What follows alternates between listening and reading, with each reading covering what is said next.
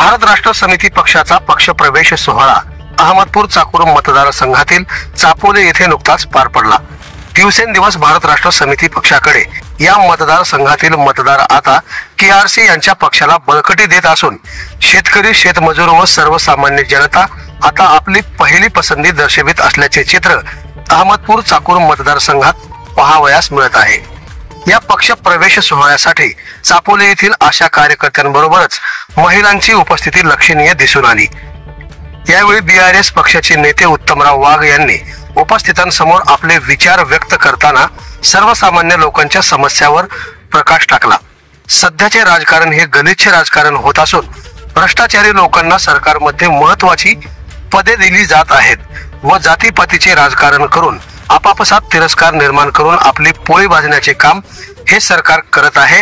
राज्यातील बेरोजगार युवक परराज्यात स्थलांतरित होत असताना येथील सरकार राज्यातले उद्योग मात्र दुसऱ्या राज्यात घेऊन जात आहेत। राज्यात बेरोजगारी व स्त्रियांच्या वाढत्या समस्या याकडे हे वर्तमान सरकार दुर्लक्ष करीत आहे, अशा परखड शब्दात सत्ताधाऱ्यांवर वाघ यांनी निषेध साधला।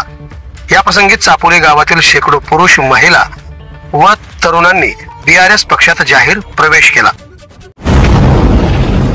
आवाज बहुजनांचा।